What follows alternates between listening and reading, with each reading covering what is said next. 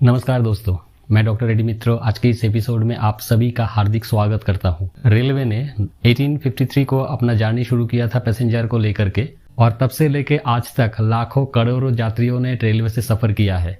और इसी रेलवे के जो रूल्स एंड रेगुलेशंस है उसके ऊपर मेरा ये एक सीरीज है जिसमें हम लोग अलग अलग से जो नियम और नीतियां है उसके बारे में जानेंगे, यात्रियों को कैसे क्या समझना चाहिए और कैसे क्या उसका पालन करना चाहिए।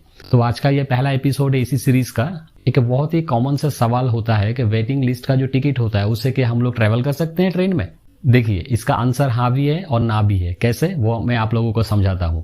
देखिए, वेटिंग लिस्ट टिकट दो तरीके के होते हैं। एक होता है ऑनलाइन वेटिंग लिस्ट टिकट और दूसरा होता है offline waiting list ticket. Online waiting list ticket कौन सा होता है? अगर हम लोग आईआरसीटीसी ऐप या फिर आईआरसीटीसी वेबसाइट से टिकट करेंगे और अगर वो चार्ट प्रिपेयर्ड होने के बाद भी वेटिंग लिस्ट में ही रहता है तो हम लोग उसको ऑनलाइन वेटिंग लिस्ट का टिकट कह रहे हैं। और दूसरा, रेलवे प्लेटफॉर्म से जो हम लोग टिकट करते हैं अगर वो वही वेटिंग लिस्ट में रहता है तो उसको हम लोग ऑफलाइन वेटिंग लिस्ट कह रहे हैं। देखिए, अगर आपके पास ऑनलाइन वेटिंग लिस्ट का टिकट है तो उससे आप लोग सफर नहीं कर सकते। चीटिंग करता है तू। चीटिंग। क्यों?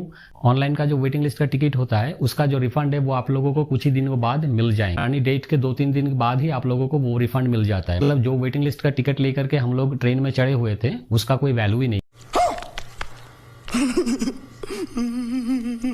ये हम लोगों ने उसका पैसे ही नहीं दिया है क्योंकि वो पैसा हम लोगों को लौटा दिया जाता है ट्रेन जर्नी के 2-3 दिन बाद ही। और उसी हिसाब से टीटी आप लोगों को विदाउट टिकट चार्ज करेंगे और उसी के हिसाब से फाइन या फिर दूसरे जो पेनल्टी है उसको देना पड़ेगा। मतलब ऑनलाइन वेटिंग लिस्ट टिकट ले करके आप लोग ट्रेवल नहीं कर सकते। अगर आपके पास ऑफलाइन वेटिंग लिस्ट टिकट है तो उससे आप लोग ट्रेवल कर सकते। टीटी आपको विदाउट टिकट कंसिडर नहीं करेंगे क्योंकि उस टिकट का पैसा आपने दिया हुआ है। तो टीटी अपने हिसाब से ट्राई करेगा कि आपको कोई बर्थ अलॉट किया जाए, अगर बर्थ अवेलेबल है तो। नहीं तो आप उसी में एडजस्ट करके ट्रेवल कर सकते या फिर किसी भी जनरल बोगी में जाकर भी ट्रेवल कर सकते हैं। तो अल्टीमेटली बात यहाँ पर आके खड़ा हो रहा है कि ऑफलाइन अगर वेटिंग लिस्ट का टिकट है तो उससे आप लोग ट्रेन में ट्रेवल कर सकते हो। आप लोगों को सीट या फिर बर्थ नहीं भी मिल सकता है या फिर मिल भी सकता है, मगर आपके पास ऑनलाइन वेटिंग लिस्ट का टिकट है तो उसी हिसाब से आप लोग ट्रेन में ट्रेवल नहीं कर सकते हैं।